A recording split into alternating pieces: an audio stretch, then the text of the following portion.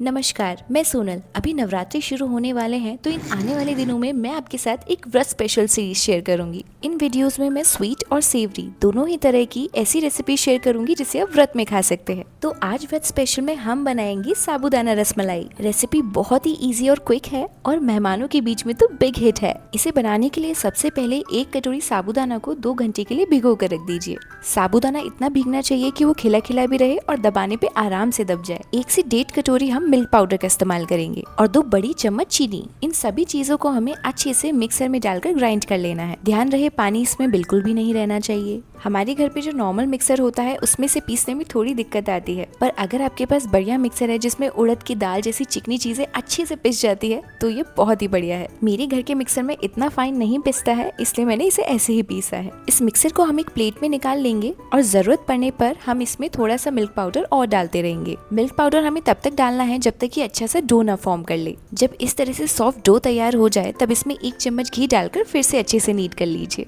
हाथों में घी लगाकर जिस तरह से मैं वीडियो में दिखा रही हूँ इसके छोटे छोटे गोले तैयार कर लीजिए। इस आटे से मैंने अभी उतने ही गोले तैयार किए हैं जितने की मुझे जरूरत है। बचे हुए आटे से आप गोले को अच्छे से बनाकर फ्रीजर में रेफ्रिजरेट कर सकते हैं एयर टाइट कंटेनर में, ताकि आप इसे जब भी बनाना चाहें इसे बाहर निकालिए, दूध को गर्म कीजिए और उनको उनमें डाल दीजिए ताकि ये कम समय में झटपट बनकर तैयार हो जाए। अभी कढ़ाई में 1 किलो फुल फैट मिल्क डालना है और इसे मीडियम टू हाई हीट पर हमें रिड्यूस करना है। दूध को हम तब तक गर्म करेंगे जब तक ये रिड्यूस होकर 3/4 ना हो जाए। जैसे जैसे ये उबलेगा इसकी मलाई बनती जाएगी। मलाई को हमें धीरे धीरे साइड में करना है ताकि ये अच्छी और लच्छेदार बने। एक कटोरी में 2 चुटकी केसर लेना है और इसी में से 1 चम्मच गर्म दूध लेकर उसमें डाल लीजिए ताकि केसर अपना रंग भी छोड़ दे। और 1 चुटकी केसर को हम अच्छे से कूट कर बारीक कर लेंगे, बिल्कुल पाउडर की तरह। उसमें नॉर्मल 2 चम्मच पानी डालकर उसे साइड में रख लेंगे। अगर आप सोच रहे हैं हम केसर को इस तरह से 2 बार क्यों डाल रहे हैं, तो ऐसा इसलिए है क्योंकि साबुत केसर डालने का कारण ये है कि जब हम किसी भी मिठाई में केसर देखते हैं तो वो हमें देखते ही रिच लगती है ना। और पीस कर केसर हम इसलिए डाल रहे हैं क्योंकि ऐसा करके डालने से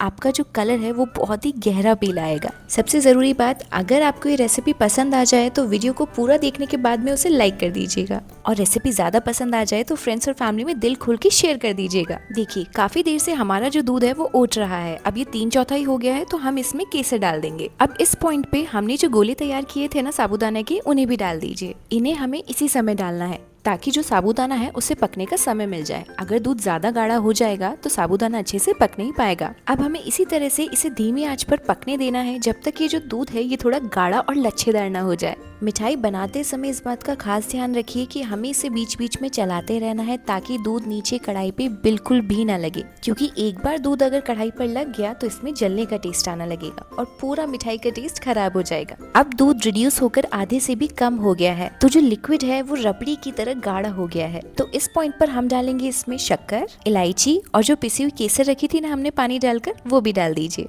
देखिए लग रही है ना देखने में बढ़िया। अब ये जो रबड़ी इसमें तैयार हुई है इसे आप कितना गाढ़ा रखना चाहते हैं ये आपकी चॉइस है। बस इस बात का ध्यान रखिएगा जैसे जैसे ये ठंडी होगी वैसे वैसे रबड़ी और गाढ़ी हो जाएगी। इस मिठाई की सबसे बढ़िया बात पता है क्या है, कि इसे आप ठंडी खाएंगे तो ये बहुत अच्छी लगेगी आइसक्रीम की तरह, और अगर आप इसे गर्म खाएंगे तो भी ये बहुत बढ़िया लगेगी बिल्कुल खीर की तरह। बादाम और पिस्ता से गार्निश कर लीजिए और इसे एंजॉय कीजिए। रेसिपी कैसी लगी मुझे नीचे कमेंट सेक्शन में बताइए।